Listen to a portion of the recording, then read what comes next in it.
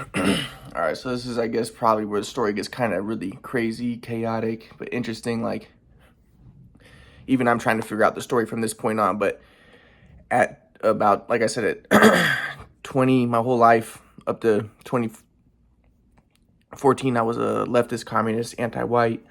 2014, 2015, right winger, pro-white. 2015, 2016, or 2016 to 2020. Or yeah, 2015 and 2016, I became a communist again. 2016 and 2020, became right winger, pro white again, pro religion, and then again in 2020, I switched. So what I was talking about in the last lecture was how my grandpa would be like. My grandpa was saying, Ryan, the reason why your parents won't talk to you, why they haven't talked to you. My parents hadn't really seen me or talked to me since high school, and this was 20. And at this point, I graduated high school in 2008. So they really hadn't seen me or talked to me since then, really. Like a couple times in college. But, they assumed I was schizophrenic too, which wasn't true. So, they believed that the quadrant model was a delusion, but that's not true. I actually discovered the theory of everything. So in 2020, my grandpa didn't believe the quadrant model like my parents. He thought that he thought that it was, he said that he thought the reason why I came up with the quadrant model was in order to stay dependent on my parents, as a strategy to stay dependent. He thought I made it up. He thought because I had a fragile ego and I made it up so I could stay dependent on my parents. And he was saying that, the reason why your parents won't talk to you or see you is because, they resent that that you're dependent on them. And so long as you're dependent on them, they will resent you, and you also resent them. But I'm like, no, that's not true. That's not the case. I know what you're trying to say. I know what he's trying to say. It's dualistic software to be dependent, because then if they give you what you want, then they're your ally. But if they don't, then they're your enemy. And that brings about ally enemy software, which is impersonal, action-oriented software, because it can lead to fights, and that's self-confirmatory. And only once you're independent can you really be in the flow. But the thing is, like I said, from high school, that's the same thing that my grandpa taught. He was like, it was a shoot away machine. He doesn't know how good of a player I was. And if I had my parents' help, and I could have got videos of when I was younger, I could have gotten huge with basketball. The videos helped me a lot. And like I said, in 2019, when I really started studying the videos, I never knew that I could fix my shot. But I started studying the videos a lot, and I started to fix my shot a lot. But I would like more videos. But when I was playing with Compton College, I fixed my shot a lot, and I started finally playing good. But I'm gonna get to that more later. But playing a lot better than I was. But in high school, my grandpa's whole thing was, oh, well, the reason why Ryan's having problems, when my grandpa came in from Kauai in like 2010, or no, 2000, no, not 2000, 2007, 2006, this is when I was in high school, and my grandpa came in from Kauai, and he's like, the reason why Ryan's fighting with his dad is because he wants to be independent, and this is really common. Kids his age, they want to be independent, and they start fighting with their dad, but that wasn't the case. I didn't want independence. Dad helped me with my shot my whole life. He went to every one of my games, practiced and played basketball with me every single day, went out with me in the backyard every single day, and he helped me with my shot. But he didn't know the shoot, and he said, Ryan, shoot sideways. That was always how he helped me. But he didn't know that the shoot away prevented me from moving into shots the way that he liked. And he was trying to artificially make me shoot the way that he liked, but didn't realize that picking the ball off of the shoot away rack was messing me up. And it messed things up. And then my dad tried to fix it, and then he made me shoot even more worse, because he didn't really know how I shot before. And it just messed things up thousandfold. So like I say, things would have been bad regardless. But my grandpa made things a lot worse, because he's like, oh, well, Ryan really wants his independence. I didn't want independence. I wanted more help. I needed help. And it was just a tragic situation. It would have been bad regardless because of the shoot away machine. But, my grandpa set up conditions that made things 1,000 times worse. Oh, well, Ryan just wants independence. And Ryan, you have to learn that everything is just fine and accept bad calls, and you can't change people. You can only change yourself. So you can't change your mom and dad. And, so my mom and dad are like, yeah, you can't change us, Ryan. Yeah, everything is just fine. Just get out of our lives. And they kicked me out. They had me live with my grandpa, but I needed my mom and dad's help. And ever since then, my mom and dad have had contempt for me. They hate me. And it was a tragic, terrible situation. I felt like I needed my dad. My shot got messed up. It was a shoot away machine. I was a really great player. I was considered by many of the best in the nation when I was growing up. I was a really great player. Things deteriorated because of the shoot-away machine, and it just led to really terrible consequences. But my grandpa didn't help at all. Oh, Ryan just wants independence. And that's not really the case. And then my mom and dad interpreted it as, okay, neglect him, dismiss him, throw him to the side. And then and then they continued with that. All the way when I discovered the quadrant model, my mom and dad didn't believe it, and my grandpa's like, well, Ryan, my grandpa's diagnosis was, well, Ryan has a, he the reason why he's developing this delusion of the quadrant model is because, since he's dependent on his parents, his ego is fragile. And only by strengthening his ego, by making him independent, and if he gets a job and gains competence and stuff like that, will he let go of the quadrant model. So my mom and dad are like, okay. So they misinterpreted that as, okay, let's throw Ryan to the side and let's not talk to him and let's, neglect him, and that's what we need. That's what he needs. Let's get him out of our lives. And then, like I said, yeah, so then my mom and dad were like, oh yeah, let's make him independent. But I didn't need that. I needed help. I discovered the theory of everything. I needed some support. But my mom and dad interpreted my grandpa as like, okay, well, let's throw Ryan to the side and let's be abusive to him and let's neglect him. And it continued all the way to this point. So at this point in 2020, I'm telling my grandpa, like, I want to talk to my mom and dad. I want some help. And my grandpa's like, your mom and dad don't want to talk to you because you're not independent. You need to get a job and become independent. But they hadn't talked to me since high school, really. And so I'm like, I'm telling my grandpa, like, you're the one who screwed this whole thing up with your whole independent thing. You've made things really bad. And then the ironic thing was, like, later, I would tell my grandpa, like, my grandpa would admit to me, like, yes, your mom and dad, they're not, they misinterpreted my teachings and they interpret it in an impersonal way, and they shouldn't be doing what they're doing. It's stubborn. But my grandpa would be like, but I'd be like, okay, why don't you tell them that? And he'd be like, well, I can't tell them that because I can't cast pearls of swine. Or no, I can't I cast pearls of swine, but I can't give, I admit that I cast pearls of swine before, and I gave answers before the questions were asked, but I'm not going to talk to them because they haven't asked any questions. So basically, my grandpa set things up to make a terrible situation for me to be abused, for me to be thrown to the side, set up conditions that were horrifying for me, and then he maintained them by being like, well, I can't change them because your mom and dad haven't asked any questions. But my mom and dad were following what they thought my grandpa taught. And my grandpa was doing that. My grandpa thought that he didn't believe the quadrant model. He thought that I was he didn't know how good of a basketball player I was. He had no respect for me. So in my mind, I think that my grandpa really wanted me to be neglected too and thrown to the side. And he just didn't want me to get any money from my mom and dad. So, and then that's what was even happening, like in 2014 or 2015, I would talk to my grandpa, and my grandpa would be like, he would be talking about how he thought that I should get a job and become independent, and that will get me to let go of the quadrant model because I had a fragile ego. He didn't believe the quadrant model. I discovered the theory of everything, but he didn't know that because he's like, well, I think the theory of everything is energy. And I'm like, Grandpa, that's not a theory of everything. I actually discovered the theory of everything. Yours isn't a theory of everything. It's a new age conjecture. It's like a new age wishy-washy, like everything's energy. That's not even necessarily true. It doesn't tell you anything. What are you talking about? And even Dr. Hora, who my grandpa got his PhD under, didn't say everything is energy. He said everything is mind or consciousness. So, and when I would question my grandpa, he'd be like, oh, you just don't get it because you're so like, what's the word? Like, there's a word for it, but you have you're not intelligent, basically. There's a word for it though. But so, when I was asking my grandpa about, I was talking to my grandpa, this is like 2014, my grandpa was saying like, well,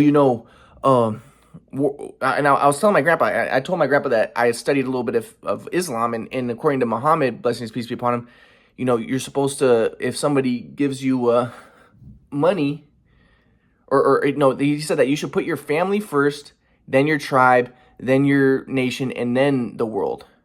And I was like, you keep on, I was so upset because my grandpa kept on trying to urge my parents to not give me money, to throw me to the side and not help me.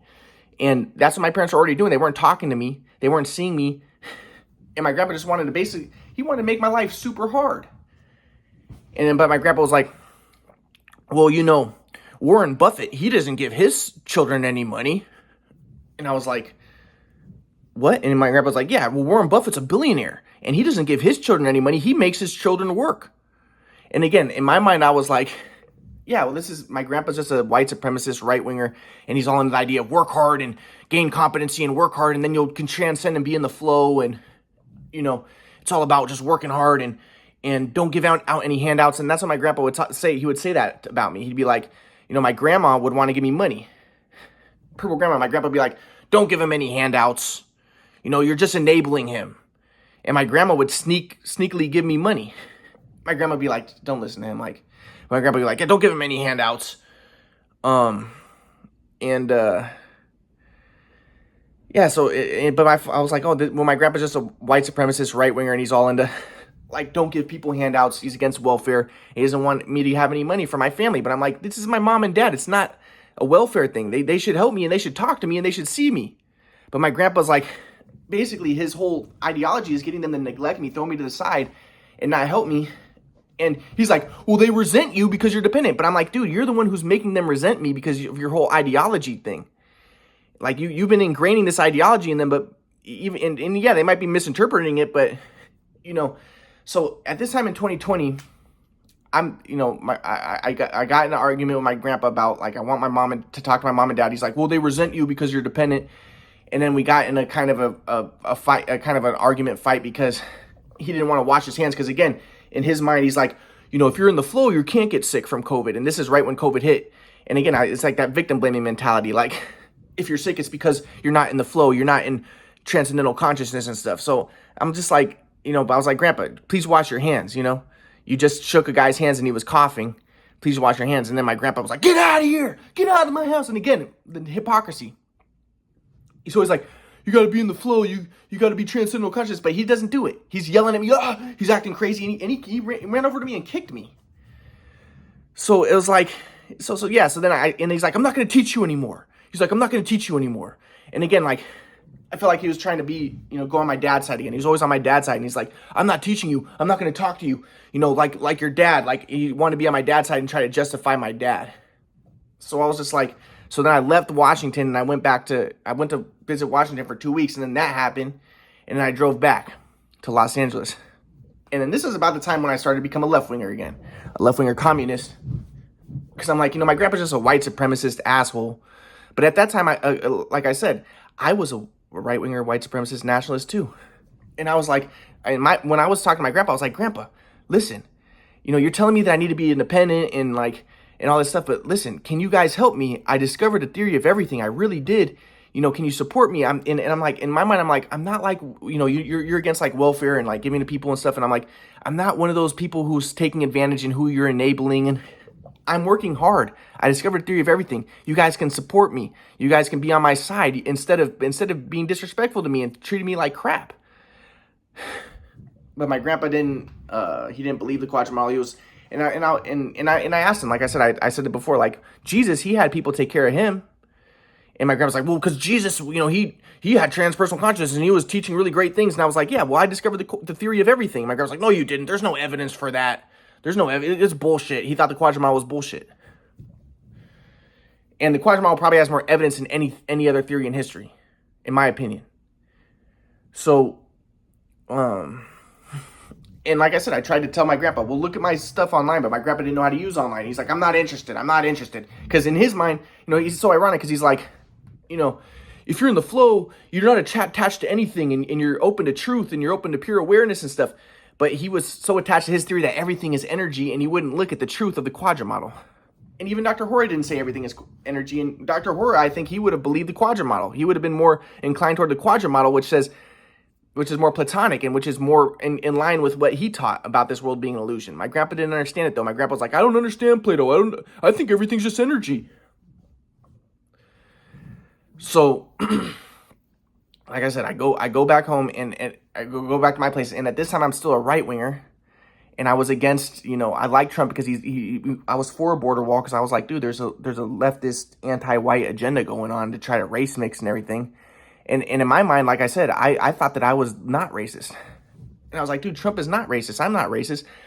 I want what's best for black people. I think that having a bunch of immigrants coming through the border is not good for black people. It causes crime. There's a lot of crime that happens because of the gangs and of the illegal immigrants and, all the crime. And I want what's best for black people. I want what's best for white people too, and I want best, and it's even best for everybody to not have a bunch of illegal immigrants and stuff. And I thought there was an anti-white agenda just to destroy society and bring all the illegal immigrants over. So I was like, dude. So I became a right winger, and I was like, I'm not the racist one.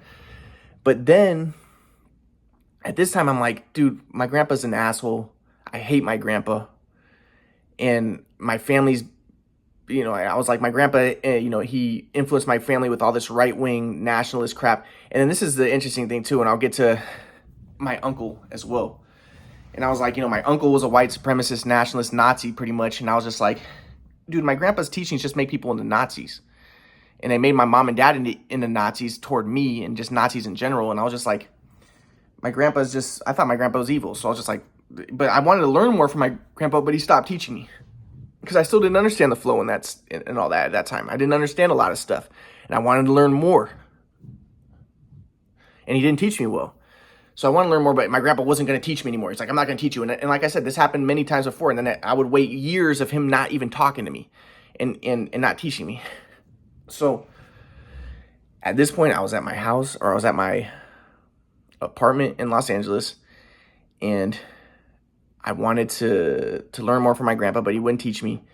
And I remember I was looking at Facebook and Snoop Dogg posted something saying like, Donald Trump is a white supremacist racist, and if you like him, then you are too. And in my mind, I was like, nah, screw you, Snoop Dogg. Like, I'm not a white supremacist racist. Because I liked Donald Trump at that time, because I liked the whole border idea. I was like, in my mind, I was like, I want what's best for black people. I don't want a bunch of illegal immigrants coming through the border and like destroying society pretty much, and all the gangs and stuff. But I was pro-white at this point too, but I started thinking about it, and I was like, you know what, maybe Snoop Dogg is right. Because I started thinking, I was like, it is kind of true. Like, I have become kind of racist, and like I do, and I started seeing like white people as having more swag flow and stuff like that, and I started looking down on people of color. And I was kind of like, you know what, Snoop Dogg's kind of right. Like, I did kind of become a white supremacist. And then this was the thing that kind of also confused me. So when I was in Washington, like, I was talking to my grandpa, and I asked my grandpa, I was like, Grandpa, I asked him, do you think that there's like an agenda to mix the white people and like destroy the white people? And because like in my mind, I was like, and I think it's like a lot of it, because I was following QAnon and stuff, I'm thinking like a lot of it's from the Jews, and a lot of it's from like that there's like an anti-white agenda going on, like communist agenda. And my grandpa was like, well, and I was like, and do you think that I don't remember what my grandpa really said about that, but I asked my grandpa, I was like, is it important to try to fight for the white race so that they're not like, people aren't trying to like destroy it? My grandpa was like, well, if you're in the flow, you're not really focused on the ego. You're not really focused on the self. So, white or black, if you're in the flow, you transcend the ego, you transcend identity. So he was like, probably if you're in the flow, you're not going to be a white supremacist. So I was like, okay. So I started questioning myself. I'm like, okay. But then like I said, I asked my grandpa, well, what do you think about the KKK? My grandpa was like, well, it was a concession. My grandpa said there's no such thing as racism. But my grandpa was like, well, it was a concession to a work in process in that, there were slaves who were not educated, and they were raping white women and stuff, and they were causing crimes. And, and there's within the system, there's pollution. There's, things are not always ideal. And sometimes there's concessions like the KKK. So I was like, okay, well, that seems a little bit right-wing, white supremacists and stuff. But then I asked my grandpa, like, well, what do you think about the Black Panthers? And my grandpa was like, well, I was like, they fight for superiority. They think, black pride and stuff and superiority of black people and stuff. And my grandpa was like, well, it's better to think you're superior than to think that you're inferior, because when you're superior, at least it can raise your level of aliveness and help you get in the flow more. Whereas if you think you're inferior, you become depressed and you're not going to get in the flow as much. But if you think you're superior, at least you're not going to be morose and lethargic, and you have more potential to get into the flow. But my grandpa would say it's still not the flow, but it's a step toward in the right direction. And he said black people throughout history have always been put down so much. For them to see themselves as superiors is probably a step in the right direction, rather than seeing themselves as inferior. And I was like, okay. So I'm starting to get a little bit confused. I'm like, okay, I'm starting to see I kind of see what you're saying. But you know, then all the crazy stuff happened. My grandpa's like, you know, your family resents you because you know, because you're dependent, and I'm just like, dude, my grandpa's just a white supremacist, anti-welfare, you know, Nazi pretty much. And I'm like, I don't like my grandpa. But then he's also confusing me because he didn't like Donald Trump, and that was confusing me because he was like, you know, Donald Trump acts like a child. He acts very childish, and my grandpa was like, I think that he's a leftist, but he's actually just pretending to be a right winger. And but I was just confused, so I was like, but I like Donald Trump. But my grandpa's like, well, you know, Donald Trump displays ally enemy software, and you know, and it's self-confirmatory. He displays a lot of self-confirmatory behavior. It doesn't seem, you know, it doesn't seem to be in the flow. So I'm getting a little confused. So I'm like, okay, so should I not like Donald Trump? And I didn't know what to think. And so when I'm back in my place in Los Angeles, I'm confused, and I'm like, you know, what should I do? Should I be on Donald Trump's side? Like, that's the way that I feel. But at the same time, I'm like, but you know, I do think I've become a white supremacist. And then also, I wanted to get basketball videos of when I was younger, and I knew that, and I thought, well, by me being a white supremacist, it's gonna make it harder because a lot of my friends who have my basketball videos are white. I mean, are black. So I was like, what should I do? And I'll get to how I transferred again from being a right-wing or nationalist white supremacist back to being a communist, anti-white leftist.